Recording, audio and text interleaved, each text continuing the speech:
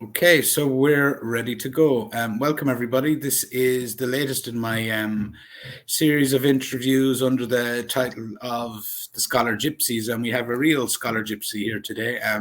His name's Larry Johnson. He's a veteran of the CIA and the State Department's Office of Counterterrorism. He's also the founder and managing partner of Berg Associates, which he established in 1998. Now, Larry writes and produces content for a number of years on all facets of American politics and military on his website, sonar21.com. And I'd invite everybody to have a look at the volume of content that Larry's producing on, especially on the war in Ukraine and the regional the regional politics as well. And sonar basically means the son of the New American Revolution. Now, what some of my newer viewers mightn't know, if you've just started following me on YouTube, is that I had Larry on here with me. We had a great chat about 6-7 weeks ago at the beginning of the Kharkov offensive, as it was described in Ireland and the West. And what you might remember from that is it was reported in the media at that time that the Ukrainian army were making huge gains territorially in terms of like 30 or 40,000 square kilometers of territory regained. I brought Larry in at that point to give us an overview of what he thought was going on, and his words in that podcast, which is available on my Substack, were prescient. Now, it just so happened 2 days after we spoke, Russia announced, and the 4 provinces in Ukraine, the breakaway provinces, announced very rapid delivery of referenda to join the Russian Federation. Now, that kind of revealed more of what Russia's intent was in terms of the kind of withdrawal from certain regions of Ukraine, and kind of tallied very nicely into the thinking of what Larry had discussed with me 2 days previous. So just before we get started with the questions, I never do this, but my own Substack is westawake.substack.com. So I invite you to go. All my content is up here in case we ever do get taken off YouTube. Hit the subscribe button if you've been enjoying the content to date. There'll be links to Larry's website and my own, and how you can support the West Awake and the coverage we're doing here as well, and to support Larry. So all that's out of the way, Larry. What I'd like you to do is I'll take a breather from talking, and maybe you might give us an overview of the last 7 weeks since that kind of Kharkov offensive, and what happened, what's happened in a broad sense from that time. I think the best description of it, and it goes right against the meme that the West is promoting frantically, is desperation on the part of the Ukrainians. Why do I say that? Terrorism and sabotage are always the act of the weaker party. It's not the act of a stronger party. It's what folks who are all defensive do. So, getting back to the car bombing that blew Daria Dugin, the daughter of someone aligned with Putin, followed by the blowing up of the Nord Stream pipelines, and then the attack on the Kerch Bridge that runs across that connects Crimea to the mainland. All of these are evidence, in my view, of a government that they're grasping at straws, because things were going well for them on the battlefield. They'd be celebrating victories on the battlefield. They'd be showing pictures one after another of captured Russian troops, and vehicles lined up, and the Russians falling back. Well, you're not seeing that, and you can be assured that if that was happening, they would be publicizing that. It's the same that applies I wrote with respect to the HIMARS missiles. When the HIMARS was first introduced into Ukraine by the United States, it was touted as this Wunderwaffe, the wonder weapon. It was going to be a miracle giver. It would change the game. It would alter the course of history. You know what? It had a few successes early on in the use of it, but then the Russians figured it out, and they're now shooting down most of those missiles or the rockets. Each HIMARS platform will fire 6 rockets, and it's it's inserted like a cartridge, if you will, into the launcher, fire off. Each one of those rockets costs $100,000. So, you're at $500,000, over $500,000, just firing that thing one time. I mean, think about the expense of that. And Russia's shooting them down. And people say, oh, that's just Russian propaganda. Okay, really? Show me the pictures of Russian headquarters that have been decimated, of key Russian ammunition depots. Remember when there was an ammo depot that was, I think, sabotaged on Crimea, and all the media was full of that. Look at the smoke. Oh, this is a major blow to the Russians. And it was a problem then. You haven't seen any more of those. Now, No. I can only conclude from that they don't exist, because Ukraine is about showing its victories if they can, and they're not able to. So that's all sort of culminated now with another sign of desperation is to go to try to see about detonating a dirty bomb in hopes that this would then provide enough of a pretext to bring NATO troops fully into the conflict. Yeah, you've brought up a couple of things there that's triggered a few thoughts in my head. I'll get to the dirty bomb in a second, but one thing I wanted to tie in there with you is, we'll say, the attack on the bridge in Crimea. That saw the introduction formally to the West anyway, of like a dedicated military commander in Surovikin. And I wanted to get your impressions on him, and in general, how you think the Russians have handled their messaging. Naming Surovikin as let's call it the Allied Supreme Commander, I think the parallel with Eisenhower in World War II, because prior to the appointment of General Eisenhower as the Allied Supreme Commander, you had a fragmented command among the Allies. There was not any one central plan being followed. As an example, with Bernard Montgomery's battles in North Africa under his command, without having to coordinate it with anyone else. Well, that's when they named Surovikin as that Allied Supreme Commander. It was finally acknowledging that all of these different units, the Luhansk People's Militia, the Donetsk People's Militia, then the Wagner Group, and then the Chechens.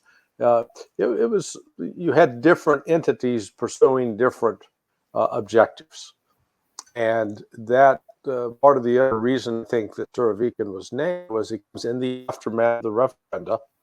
So with now Donetsk and Luhansk really being officially part of Russia, it's natural that you take these people lists that were part of a foreign republic, and now you bring them in entirely into the Russian military and under the military chain of command. So I think Surovikin's appointment, it's been funny watching some of the media coverage. There is this one moron, former CIA officer, just a complete just thick-headed. He claimed that this was a sign of weakness on the part of Putin, and that Surovikin was not a merit appointment. He was appointed because he's an Air Force officer and doesn't know a lot about the Army, and therefore this is part of Putin's desire to hang on to control. And yet, in the very same breath, then this guy acknowledges that Surovikin was the commander in Syria that turned the military effort there around and brought some organization to the Russian effort, and in fact earned him a nickname of General Armageddon or something like that. So I was just, the contradictions will, make your head spin. And Surovikin has a rough reputation of being a tough, effective commander, and his appointment was well received by both Prigozhin of the Wagner Group and Kadyrov of the Chechens. So, this sort of work in progress that I think this represents a new phase in the war for Russia. They're going to be, well, they've already, in fact, since his appointment, we've seen the new phase. They've now turned off 40% of the electricity in Ukraine. And that's important because prior to this, Ukraine was exporting energy, electrical power to Europe, specifically Romania. And so now Romania has lost a significant supplier. And Ukrainians are walking around in the dark in places like Kiev and Lviv. And it does seem to me that I watched Surovikin's first interview there about a week ago, and the Ministry for Defense in Russia were very quick to get an English translation out in that video. And you definitely got the sense that he's very precise, slow speaker, and everything's like it seemed very methodical. He seemed one of the surprise elements he brought up there, and I don't think the West is too aware of it, and I'd like to hear your opinion, is that he was claiming that between 600 and 1,000 Ukrainians will be getting killed killed and wounded every day. And this is not something that more or less they were not properly trained, and they were being fed to the wolves. Yeah, this. Let's first recognize what Surovikin is. He is like the conductor of an orchestra. In other words, his specialty is what they call combined arms. So that's combined arms means you're able to integrate the activities of ground force, the army, with armored units, tanks, artillery, and with aircraft, fixed wing and rotary wing, as well as naval power if necessary. So to be able to bring all of that together, it's the difference between a conductor that knows how to bring the orchestra to play in harmony, as opposed to just a great piano player or a great trumpet player. That's what Surovikin is. So the Russians have been very cautious about putting their own troops out front to be needlessly killed. It's not like what we saw in World War II, where the Russians would launch massive human waves and there would be enormous casualties. I mean, they were losing hundreds of thousands of men in just single battles. That's not Surovikin. They make sure that their troops are in contact with the Ukrainians only after the Ukrainians have been softened up with artillery, with sea-launched missiles, with ground-launched missiles, and with air-launched missiles, as well as with conventional bombs from aircraft. So it is true that the Ukrainians are taking really catastrophic casualties. You correctly note that the people that just because they go out, grab someone off the street, put a uniform on them, and send them to the front doesn't mean that they're now qualified to conduct military operations. Recognize that, if you were to join the U.S. Marine Corps, you'd be looking at a minimum of 13 weeks of basic training. Do the math. That's 3 months. And then once you're out of basic training, then they have advanced skills that you go to because the basic training just really gives you the very basics of how to move in an organized fashion within a military unit, how to personal hygiene, how to avoid giving yourself dysentery in the field, how to conduct, read a map, just some very basic skills. That's really not sufficient for the kind of combat that is underway in the fields of Ukraine. So what is happening is they are throwing men into the breach that are not trained and equipped to conduct effective combat operations. Yeah, I think the best way I found to describe it is it's like trying to field a football team in the World Cup and you only put out 5 players. Good luck with that. You're going to get run over.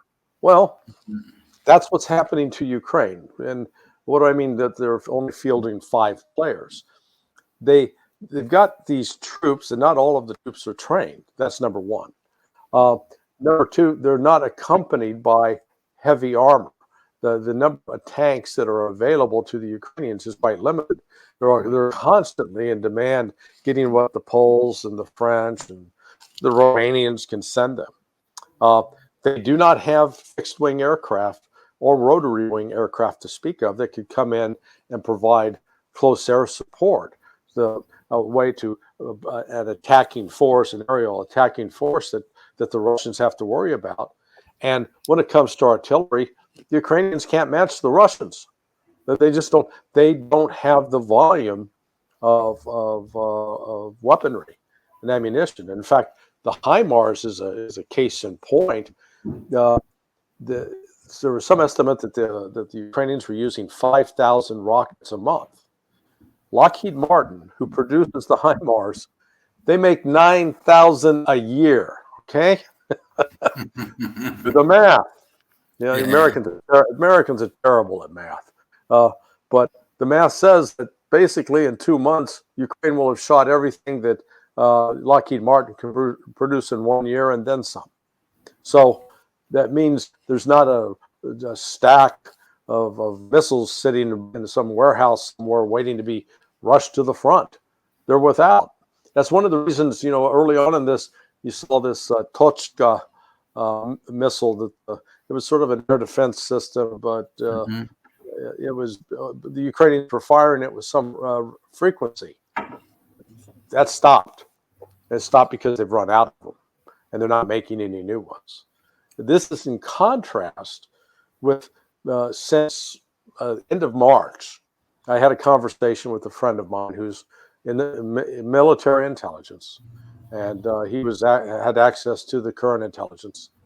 And he said, literally, the top people in the intelligence and the military chain of command were saying, the Russians, they're going to run out they can't keep up this pace. They're going to run out any day. They're going to run out of rockets and missiles. Well, here we are now, going on 11 months later, 10 months later. Not the case. Russia has ample supply. That's because they have the factories and the plants, and they have people working 24/7. So they're covering all hours of the day, multiple shifts. No problem of unemployment in Russia, and they have all the minerals, the resources, the steel to make the weaponry, to produce it and field it. Mm-hmm. Ukraine does not. So that's, people accuse me of being a Putin apologist, but it's just, come on, deal with some facts, folks. It's just, if Ukraine had functioning factories that were producing all this military equipment, that'd be one thing. But they don't. If they had intact military bases where they could bring all of their new recruits to train them, they don't have that anymore because the Russians can bomb those. That's why they're sending a lot of these people outside the country, to Poland, to the United Kingdom. I will call it now the ironically named United Kingdom because it's becoming a bit of an oxymoron. Yeah. But you do sense, Larry, I get the sense there's increasing levels of desperation with each. If you look at the Nord Stream pipelines, and then that kind of seems like a terrorist attack on the Crimean Bridge. All the rumors flying around now about a potential dirty bomb. Something came up on the news there that and I think it was maybe one of the guys on the Duran, which you often contribute to as well. Was the fact that the UK defense minister felt the need that he needed to fly to the US to meet the defense secretary because there was a doubt over the security of the communication channels between the two countries. What's your feeling on that, or did you take much interest in that? Yeah, no, I took a lot of interest in that. Normally secure communications. So back when I was doing it, they were on to what's called a Stu 3, Stu 4. But it's a telephone which is encrypted, and they can be encrypted up to top secret level. If you don't have that, there's also tactical satellite communications.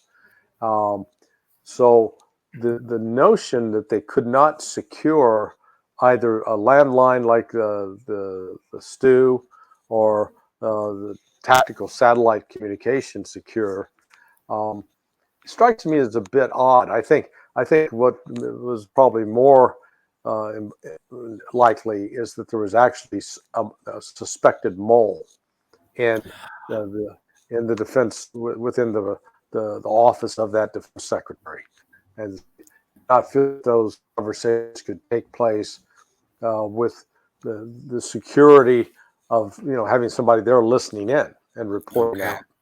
And I think it actually a lot of this did have to do with the prospect of the dirty bomb. England, the Brits really have an awful track record of mischief. Let's go back to 2013 and the alleged sarin attack in Syria in Ghouta. That was arranged in part with the help of British intelligence and American intelligence. That was not carried out by the Syrian government. Yet at the time, it was portrayed as an act of terrorism by the government of Bashar al-Assad, and it was really designed as a pretext that the United States and the United Kingdom could use in order to send additional military forces or introduce their own military forces into the civil war in Syria. That was thwarted in part as, frankly, members of the U.S. military chain of command wouldn't go along with it. So, Britain has a record of helping try to carry out terrorist attacks that are designed to whip up public fury in order to get support for, regime change of any kind. And I think that's exactly what was going on here. And Wallace had to go to Washington to talk about it face to face.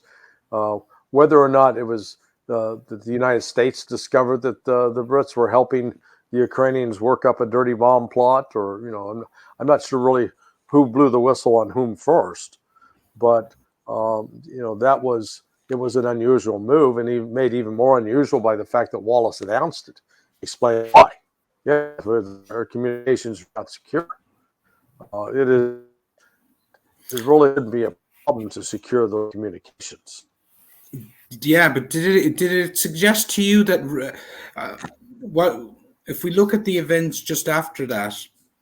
Suddenly, the Russian defense minister Shoigu, or I'm not sure how you pronounce his name, but Shoigu. Yeah, suddenly he was able to get the UK defense minister, the US defense secretary, and I think a number of other people on the phone on direct communication that hadn't taken place for months. Kind of after that visit. And I was wondering myself after that, did that suggest that perhaps the Russians had direct knowledge or evidence of what took place on perhaps some of those phone calls? Oh yeah, no, absolutely. I think, the Russians, they're not like the Americans. We got a demented president who can't remember what he had for breakfast yesterday. He barely remembers to put his pants on in the morning. The Russians have memory. They remember what happened in 2013, and it happened again in 2017, again where the pretext of there was a chemical weapons attack, and then in the aftermath of that, the United States launches cruise missiles to hit airfields in Syria. The Russians remember that, and so the best antidote to this kind of ginned up operation is to publicize it and to call them out, and that's exactly what Shogu was doing. Hey, we know they're working on this dirty bomb, and the dirty bomb is really it's entirely a psychological effect. It's not going to turn Ukraine into Chernobyl. Okay, it does not have widespread effects in terms of radioactive material being deposited over hundreds of kilometers. It's very localized, but it's the idea that they've gone nuclear, then therefore we got to stop them. And it's within, I always like to step back and look at the broader picture, because as that's going on, you then get CBS News coming out with a report about the American 101st Airborne, which is on the borders of Ukraine, and they're in Romania. They're ready to go to war. Well, again, I'm old, but I'm not that forgetful. I remember when they deployed. They deployed in June, okay, 5 months ago. And they deployed to replace the 84. It's not like it was a force that they went with them, put them on a plane, come over. Okay, we're on the knife's edge here. Get ready to go to war. All of this is psychological operation designed to try to saber rattle with the Russians. And the Russians, frankly, I see they're just sort of shaking their head at the ineptitude that's on display on the part of both the UK and the United States. I mean, it is, future historians will look back at this period and just take, for example, what's going on in Britain, the clown show of the handoff between Boris Johnson and then the lady who couldn't last 40 days. I mean, it's been since 1721 that you've had a prime minister that couldn't hold in office longer than Liz Truss. And then, Rishi Sunak comes in, and, the Tory party doing policy backflips now.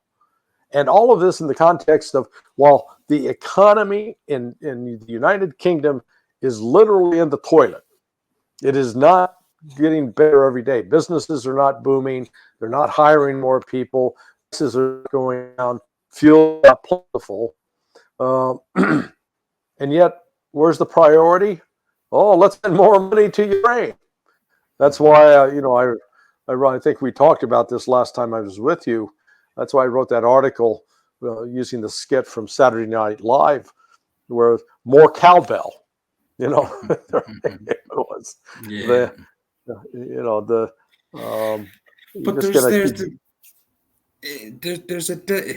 I get a sense that the main players here was that the US and UK democracies are in such a fragile state at the moment. Like, as you've alluded to there, Joe Biden is getting it's almost elderly abuse now to watch him try and give a speech. It's just it's painful. And we have this flip-flopping of prime ministers in the UK and over the last 3 or 4 months, and my sense is there's an increase in desperation. And do you feel like we're in a period where something, some panic-stricken move is going to take place in the near future, or do you think we'll be able to avoid it? Yeah, that does concern me. You don't have political control. I was going to do my Joe Biden impression while you're talking to me. I was going to fall asleep. But let's draw a parallel with the terrorism that was racking Algeria years ago, and the idea of the counterterrorism forces in Europe was to take out the top level of leadership, thinking, if we got the leadership, boy, that'll weaken the organization. It had exactly the opposite effect. As you lost the control of the top leaders, it fragmented. And then people down below who were more inclined to violence and who were not thinking politically, not thinking what will be the consequences of what we do, what will be the other broader implications, they ended up acting very rashly. And I think we're actually in that situation now where you don't have genuine adults in charge of policy in the United States and in the United Kingdom and in Mm, Germany for that matter.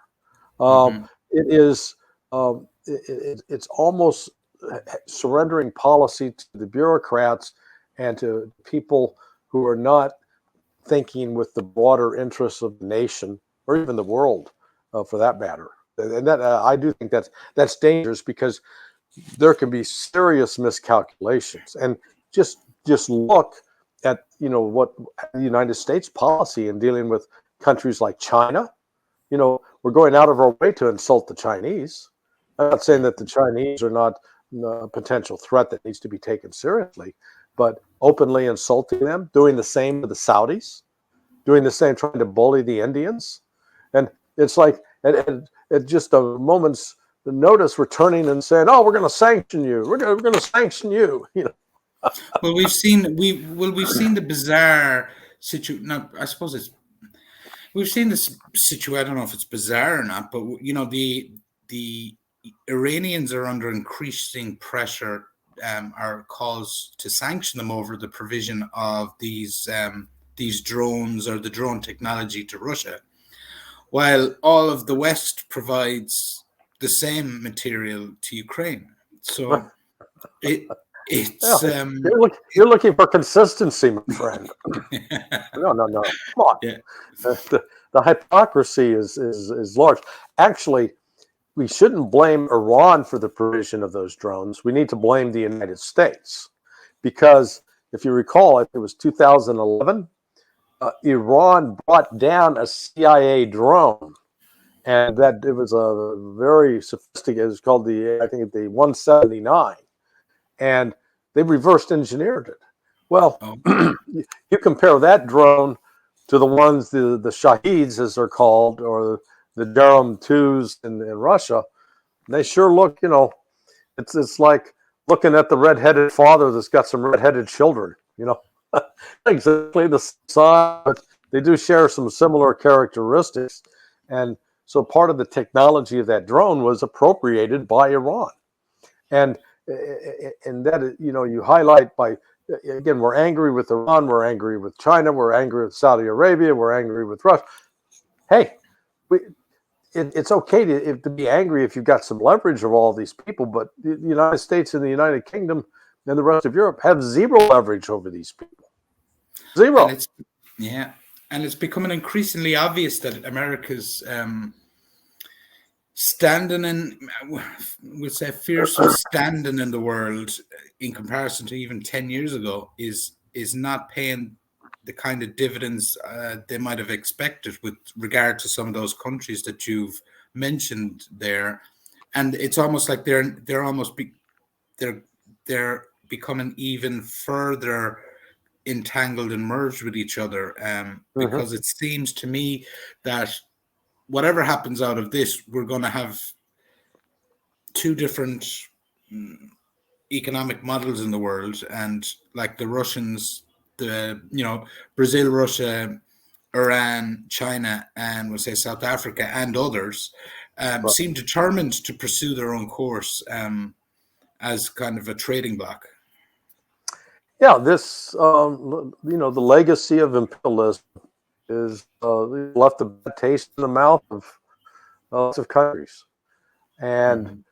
the United States, it's really sort of dramatic if you consider what has transpired over the last 22 years. So right in the immediate aftermath of the 9/11 attacks, there was, I think, the United States had a moment in history where they really could have changed the course of history. They could have had really international cooperation on a grand scale because Russia was quite willing to help go after the threat of Islamic terrorism. They were battling it in Chechnya, and so they recognized it as a legitimate threat. Instead, the United States got off base, and next thing you know, we're going to war with Iraq, abandoning Afghanistan to the Taliban, yet spending 20 years there, pouring billions of dollars literally down the rat hole, to accomplish nothing other than killing and wounding a bunch of Afghan civilians. That is accomplished absolutely nothing in terms of improving America's national security or improving Afghanistan's national security. So we used to be perceived as having this great military power. The reality is our military power is a joke. It's a facade. And why do I say that? Well, we rely primarily on you've got to have naval force that we project force because of the presence of our carrier task forces. Well, that used to be great until the advent of hypersonic missiles. Russia and China both have hypersonic missiles. They cannot be defeated. There is no current air defense system deployed within the U.S. Navy that can stop an inbound hypersonic missile, which means those multi-billion-dollar aircraft carriers are sitting ducks. They can be easily destroyed. So there goes the sea power. Take that off the table. Like with China and Taiwan, the United States, if we get within 1,000 miles of China's coast and there's a conflict, those aircraft carriers are gone. Write them off. So that leaves having to carry around nuclear bombs and B-52s that frankly are older than me, and I'm old. You literally have grandsons and great grandsons of the original pilots flying those aircraft today. Think about that. So it's outdated technology, and then thanks to George W. Bush, I don't know if we talked about this in your last broadcast, but George W. Bush in 2001 had this grand idea. Let's withdraw the United States from the anti-ballistic missile treaty because we're going to devote our efforts to building ballistic missile defenses, and we don't want to be hamstrung by that damn treaty. So the United States walks away from that treaty, then gets completely distracted with the, quote, war on terrorism, spending literally more than $1 trillion between Iraq and Afghanistan, not to mention other places like Somalia and Chad. We can go down the list. So the United States has really done nothing to build a ballistic missile defense. But Russia, on the other hand, said, okay, they actually, Putin protested, tried to talk the United States out of doing it, thought it was foolish, and then said, okay, so Russia has built a world-class ballistic missile defense system. And that air defense system can also easily take out any fixed-wing aircraft and stealth aircraft that the United States or NATO is going to fly. So it is the ability of those fixed-wing aircraft to really pose a significant threat to Russia or China, for that matter, is very limited. What's left? The ground force. Excuse me. The army does not field a SWAT team, so they're not going to be able to, paddle across the Atlantic or the Pacific to reach, land. And the ability of the United States to deploy a significant number of troops is quite limited. It's just, it's madness. What I don't understand then, given what you've outlined there, is that there's a hawk wing, or there's a radical wing within the administration, or whether it's the wider military-industrial complex that seems desperate to put NATO troops on the ground in Ukraine. And my question to that then is, if that were to happen, would that draw in a China into the conflict, or a wider number of countries on the Russian side? Is that a risk? Yeah, no, it's always a risk. I think the reality, though, for the NATO, for the United States, introduces any troops overtly, I think that there are already some foreign mercenaries present on the ground, but they are not operating openly under a flag of another country. They're under the flag of Ukraine. But if that line is crossed, uh, then that is going to make cities, military bases, key infrastructure throughout Europe and in the United States targets, That's and yeah. and that will widen the war. Uh, the Chinese, that's the Chinese, the United States has accomplished in the last 10 months something that had not been accomplished in the previous 50 years of bringing China and Russia into a close partnership. It says go back to 1972. I can't believe it's 50 years, but it is. Uh, it was then that Richard Nixon with Henry Kissinger, they made an opening to China to deliberately try to drive a wedge between the Chinese and then Soviet Union, recognizing that if the Russians and the Chinese ever teamed up, the United States was going to be in a bit of a pickle because the combination of resources, technology, and number of people, particularly on the Chinese side, would dwarf anything that the United States has. So that's not been accomplished, and the United States is really, I think, finding itself increasingly isolated. You look at what happened with the recent Party Congress in China.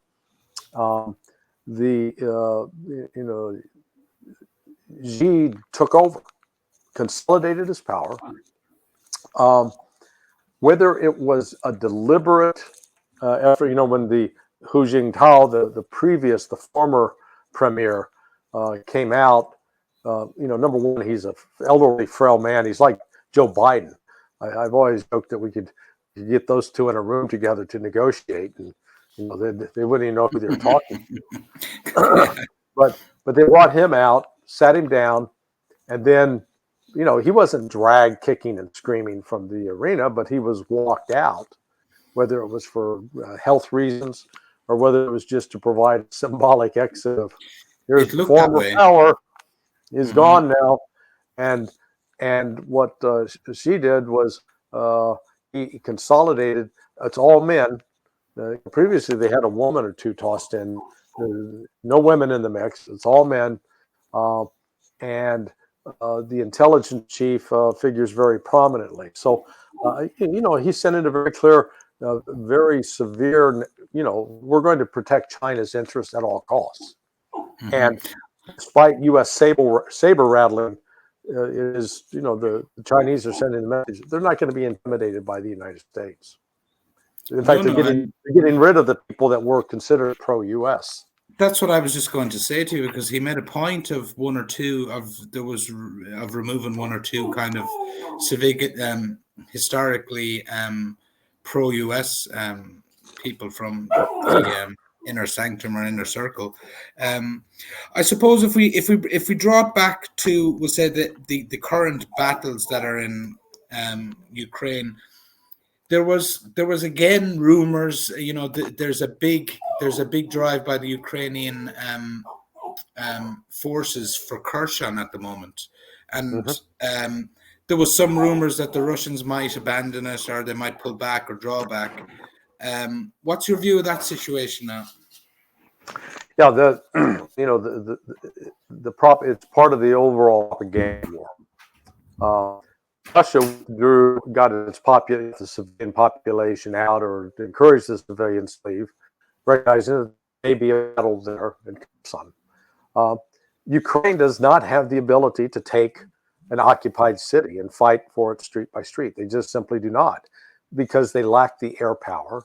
They don't have fixed wing. They don't have rotary wing. I'm sorry to keep beating that dead horse, but it's important that people understand that air power remains a potent force in a defense of a particular position. Similarly, they're limited with artillery, limited with tank, and now the Russians are in fortified positions. So compare that with what the Russians did in Mariupol back in May, where it took them a full 30 days of slogging, but in the process they moved block by block, and the Ukrainians made repeated efforts to try to get helicopters in to get people out. They kept getting shot down. And what you didn't see back then, and I drew the parallels, albeit it's a terrible parallel with Stalingrad, but in the Battle of Stalingrad, once you had the army of the German army with von Paulus, and they controlled most of Stalingrad, you had the Russians provide a pincer operation where they swept from both north and south, and kind of combined and met, and basically trapped von Paulus. Once von Paulus was trapped, the German, they still tried to conduct a rescue. They sent another army to try to break through the Russian lines to rescue von Paulus. It failed, but at least they tried. You didn't even get that effort by the Ukrainians at Mariupol. They could not field an army, any kind of, battalion, regiment, division, no organized military unit that could come to the rescue of their trapped soldiers. So, now they're going to create such an army. If they mass that number of troops and equipment, it's going to be sitting ducks for Russian artillery, Russian missiles, Russian rockets. And maybe that's part of what Russia's doing, to draw them out into a trap so they can slaughter them. It seemed, I think he did make, I think Surovikin or somebody, one of, whether it was Surovikin or the defense minister, somebody made the observation that they were engaged in a war to destroy the army, not to gain not necessarily Correct. to gain territory. And they seem to be systematically, you do get the sense that Russia are not in a rush to, they're not rushing themselves to get from A to B to C. Yeah. No, that's. I think I chafe against the denigration of Russian capabilities in the West. It's a very common theme in the media, both print and electronic, that the Russians are portrayed as inept, under-equipped, technologically backwards, ignorant, incapable of organizing anything. And it is, I'll ask you, name me the great United Kingdom astronaut. Yeah. Oh, there isn't one. How about that? The United Kingdom, for all of its sophistication, can't even put a man in space and orbit him around the world. Guess what? The Russians did that first, before anybody. And over really the last 18 years, Russia has been providing the Uber, the taxi service to the United States and other countries to ferry their astronauts to the International Space Station, because the United States lost its ability to produce rockets that could perform reliably. And yet, we're calling the Russians inept and technologically backwards? Please, spare me that crap. It is just, it's utter rubbish. And yet, people repeat it and they believe it.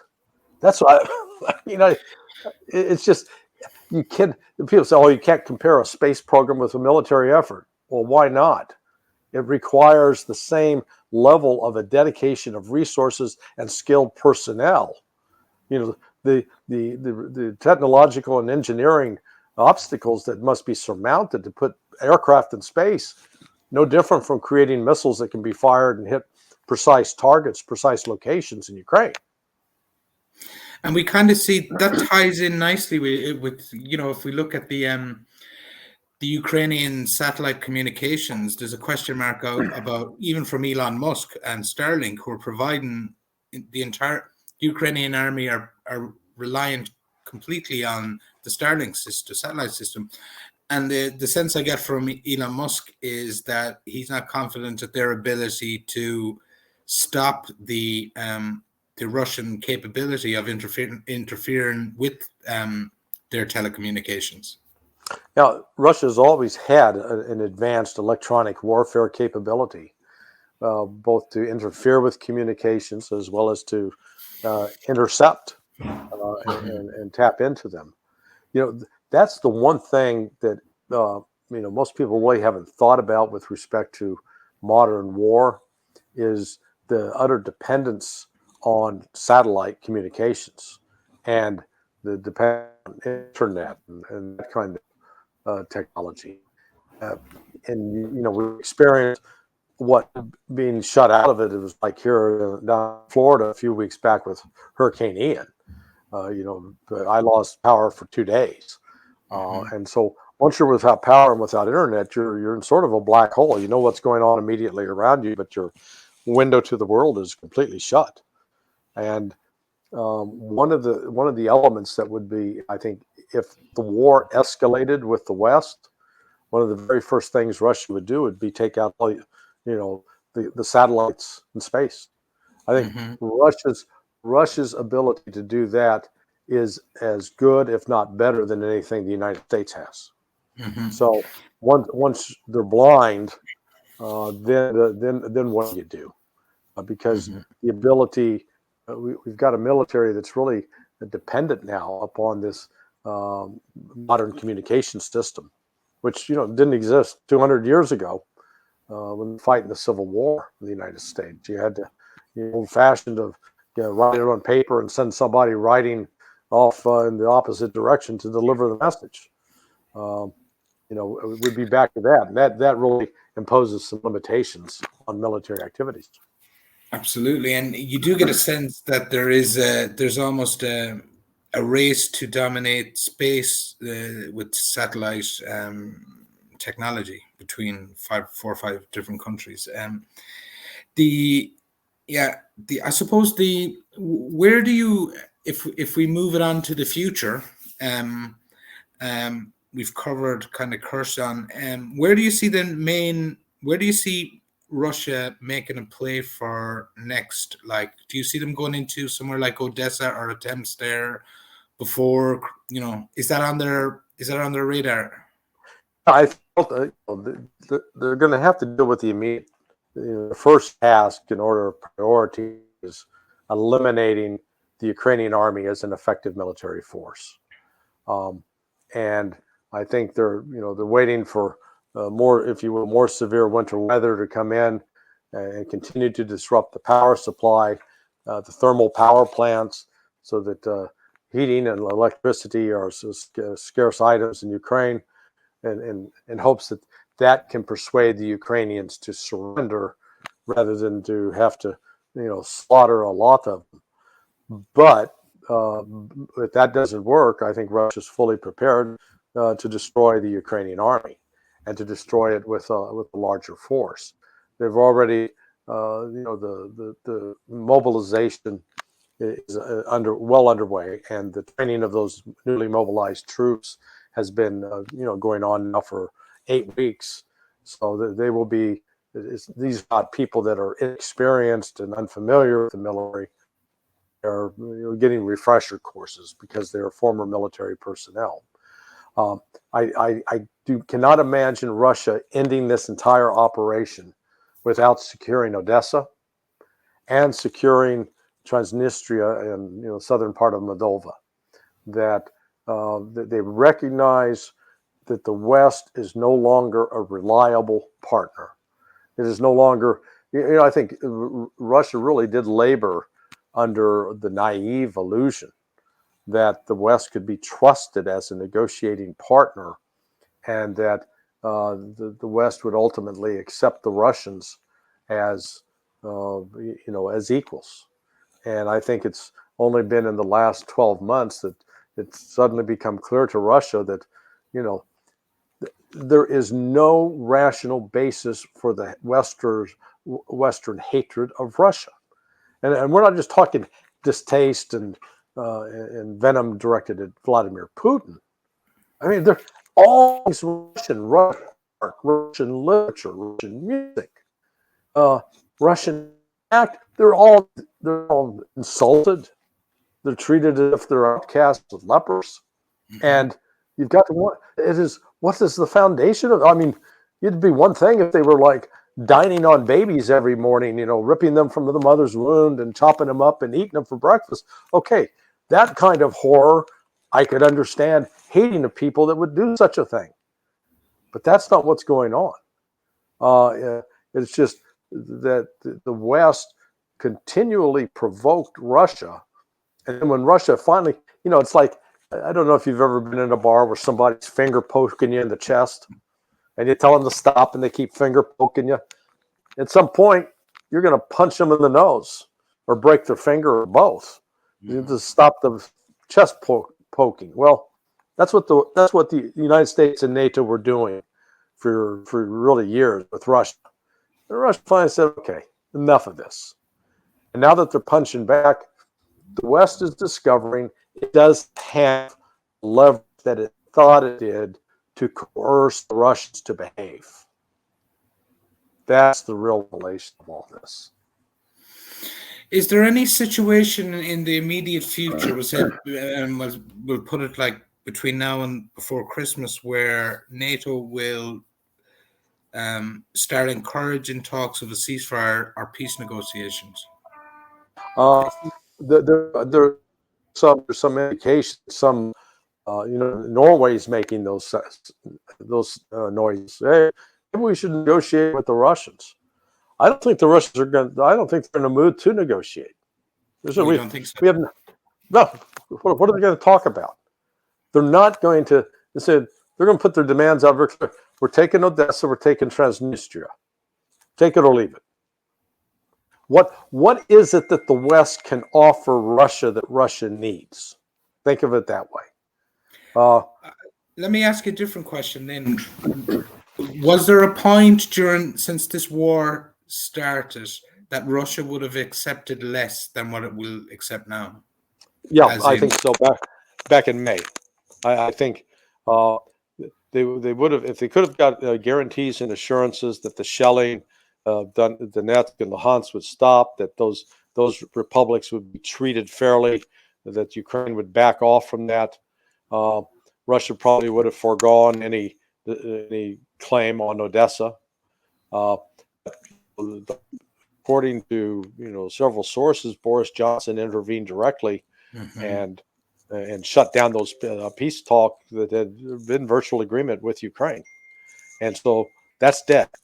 I think now the Russians will, Zelensky is going to have to go. He can't stay in office, and the Russians upon Odessa and Transnistria, as well as the securing the other four, the four new republics with, Zaporizhia, Kershon, Donetsk, and Luhansk. Is there any sense that Zelensky's behavior is becoming like increasingly erratic, and that there's a danger of the Ukrainian army kind of going rogue from NATO? Because I get the sense that NATO are, broadly speaking, directing traffic at the moment with what's going on there at a kind of strategic level. I think the only thing, the Ukrainian army really lacks capability to do anything on its own beyond carry out a military coup to, put a bullet in Zelensky's head and, get him out of office. Beyond that, Ukraine's ability to stand the battlefield, maintain a presence on the battlefield with Russia is entirely dependent upon NATO and the United States. And, it's delusional when you think about it, because the United States is talking right now, passing a new $50 billion aid package that will go out over the next 2 to 3 years. I guarantee you this thing is not going to be going on 2 to 3 years from now. This is not going to be like the 8-year war in Donetsk. The Russians will put an end to it. They ratcheted up pressure. They've got a lot. They can go farther in terms of destroying the power plants, both thermal and electric and nuclear. And then it may come to that because they're not. They could go in and just level the cities. Kiev, Lviv, Kharkov. They could just bomb them into submission, sort of like the United States attempted to do to Germany during World War II. If you recall, both the United Kingdom and the United States, we through the 8th Air Force and others, were, we literally left most of Germany in piles of rubble. Now, that really didn't end the war. You still had to put troops on the ground. And I think Russia realizes that's just a way to inflict violence on civilians. Candidly, it's a war crime. So we found that in history, when every nation finds when the ends justifies its means, it's willing to engage in war crimes as long as the outcome leads to a victory. Mm-hmm. And any criticism of the Russians is being done by people whose hands on the Western side are just as bloody. Mm-hmm. No, I've been kind of like, since we last spoke, I've been following closely some probably similar news, we'll say news providers like Gonzalo Lira, the Duran, but also taking a closer eye on what's coming out, what output is coming out of the official sources in Moscow. And I do get the sense that there is a good team. Like the foreign secretary is a strong, Lavrov is a strong voice, and it seems to me he's performed quite well in the United Nations as he definitely comes across as a person with great kind of gravitas. Whether you believe, I suppose some people here watching this will be hyper Ukrainian supporting, but my sense is the team of the defense secretary Putin, Lavrov, and now with the general, that's a solid base of people that are directing the war effort. Yeah, there you go. Russia actually has some adults in charge. I don't know if you've watched any of the. Putin has done several press conferences since we last talked, and what a contrast! Compare how he handles himself in public and how he responds to questions with Joe Biden or Olaf Scholz in Germany, or your prime minister of the moment in Great Britain, whoever it is, that Putin comes across as well informed, serious, low key, emotional. He's not. He doesn't get rattled easily. And the same with Lavrov. I mean, Lavrov is just a tower of strength, physically imposing, but also very smart. And you think about, here he can go out and carry on conversations in multiple languages. But who on the U.S. side can sit down and carry out a conversation or get interviewed in a foreign language? Well, who can? Joe Biden can hardly do it in one language. So. Yeah. Just give me 1 second. My dog is barking here. Oh, okay. Sorry now. That's very technical. I've got a dog barking there in the background. I have 2 Rottweilers. When they start barking, you know it. Yeah, this guy. There's that's been that's a fantastic kind of a roundup to get. I suppose one of the final elements I wanted to ask you about is where do you think where does Zelensky have to go at the moment in terms of it would seem to me that there's probably pressure internally to possibly look at replacing him, and there's going to be increasingly, I think, pressure externally on him as this kind of develops. Do you think could we see a change there? Well, the best outcome he can hope for is that he gets out of Ukraine alive, and then he reportedly has property here in Florida in Miami Beach, and can don some swimming trunks and sit out on the beach and run his toes through the sand. That'd be the best outcome for him. I think there's an equally strong chance that he will not physically survive.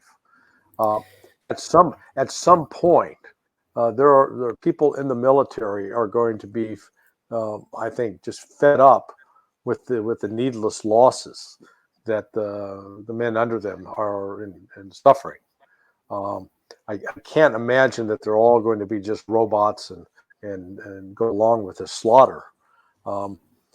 The West continues to delude itself that the Russians are losing, Putin's hanging on by a thread, that the Ukraine is marching to great victory, and it was just not true. But once sort of that facade collapses, and they can no longer pretend that Ukraine is doing great. I mean, it was just. I was in a conversation yesterday with a gentleman who had been just an unrepentant supporter of Ukraine, and he was still mouthing the words about, "Oh, Russia's terrible, Russia's losing." Then I pointed out, "Yeah, they're really doing tough, huh? They could only turn out 40% of the power in Ukraine." Yeah, that's and he acknowledged, "Yeah, well, yeah." And I said, "Ukraine's no longer selling its power to Romania." Yeah. And so, they're gradually coming around to have to grasp the reality, and with unemployment surging, with inflation surging, with and then we haven't even touched on the possibility of Russia taking preemptive military action from the north again, as they did in the early days of the special military operation, where they went through Belarus, came down towards Kiev. I think that was designed not so much to capture Kiev as to freeze Ukrainian forces in place. They now would be in a position to literally cut the supply line from the west that flows eastward to Kiev, and from Kiev into the Donbass. So a significant Russian force coming down from the north could disrupt that. So all of this, it puts Zelensky in a very difficult position. That is something we didn't touch on, I suppose, in the sense it seems to me there's been a significant buildup of Russian Russian firepower and I don't know, forces in Belarus in the last 2 or 3 weeks. And do you think that signifies that that is on the cards, that they might come down from the north? Well, if you're a defense planner in Ukraine, you've got to take it seriously. Yeah. You don't know what the real intention of the Russians are, so you have to game it out. You say, okay, on the one hand, this could be just a feint. They're creating enough of a presence there to make us think that they're going to attack, but they're not serious. So one of the ways you try to monitor that is to identify, do they actually have enough troops to man and operate the tanks, the artillery pieces that have been shipped there? If you find out, yeah, they actually do have ample numbers to do that, then you have to go out the other consideration. They're serious about coming in, which means then Ukraine, who has limited military resources, they don't have an unlimited supply of men and material. They've got to shift some resources to the north, and that means they're taking it away from places in the south. If you recall, even as we were last time we talked, they were on the verge of going to attack Kershon. It's mass offensive that's going to come against Kershon. Well, here we are. That's supposed to happen the last 3 weeks, and it seems increasingly. Yeah, and as you said earlier, Russian military have now embedded and dug in to those areas. So it's unlikely we're going to see. It's going to cost significant lives and wounded to continue this offensive or whatever it is that they hope to achieve there. What's your sense of the size of the Ukrainian military forces in operation at the moment? That's one area where we don't really have good data. The casualties are reportedly enormous. Total killed and wounded is some have estimated as high as 400,000. Wow. It's just a horrific number. And they are on their 4th or 5th. Everybody's talking about the mobilization in Russia, but They're as far as I ninth, know, ninth, ninth. mobilization. Yeah, ninth. Right. Okay. Yeah. Okay. It was Well, I worse mean, than I thought.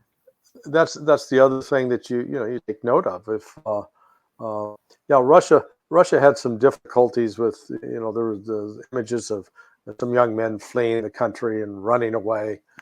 So they weren't wild necessarily to line up and join up, but Ukraine's having the same difficulty, if not worse. They're actually Mm-hmm. going to go out strong people to rope them in. And again, even when you get them in, you've got untrained personnel. You're looking at a minimum of 3 months. So here we are. Let's say you grab someone today. Basically, that gives you November, December, and January. They would not be operational until February. Yeah. Well, the Russians aren't sitting back doing nothing in that period of time. And I do not see that. You remember during the early stages of World War II, when the Nazis invaded Russia, the Russians were suffering horrific losses, terrifying losses. Yet they still had the Ural Mountains. Behind the Ural Mountains, they had cities. They were able to bring in recruits. Their army training camp. So they were, even though they were losing millions of men on the front, they were still able to recruit other millions, bring them in, train them, and then equip them and deploy them. Ukraine doesn't have that ability. Ukraine is not, we don't see massive training camps anywhere in Western Ukraine set up to welcome all these new recruits. That's not taking place. And in terms of equipping them, that's entirely now dependent upon what's happening, what the West is willing to give. But so, like NATO and we'll say the European Union, even Ireland has said that they're willing to engage in the training of Ukrainian troops, and we're a neutral country. I don't know what we're getting involved in, but at some point, NATO have a decision to make because they're selling a fantasy to their own people as to what's going on. It's becoming increasingly obvious to people. I don't know what it's like in the United States, but there's an unease developing about how this is what's happening over there, and if NATO don't put troops in, they're going to at some stage have to fess up and say, look, we're losing this battle, and it doesn't look like there is any chance of us winning it. So without committing troops into Ukraine, and that, I don't think there's an appetite for that in most of the NATO countries with people on the ground. Think about it this way: the total army size of the army in the United Kingdom is less than the Chechen army that's fighting on behalf of the Russians. Okay. I mean, they outnumber them. So, I don't know if you know the name. I've watched a couple of speeches by. She's a fiery Irish lass in the European Claire Union. Daly. Claire Daly. Yeah, she's dynamite. Yeah. But then she's speaking the truth, and well, she's a Russian. She's in our media here. She's basically Donald Trump as like a Russian spy, a Russian plant, a Russian apologist. But she's met with and there's another politician here, Mick Wallace, as well. There's two of them, but she in particular has been beating the drum from almost day one, and she makes a lot of sense. Yes, she's rational, she's logical, and she's factual. Mm-hmm. Other than that, she's a liar. I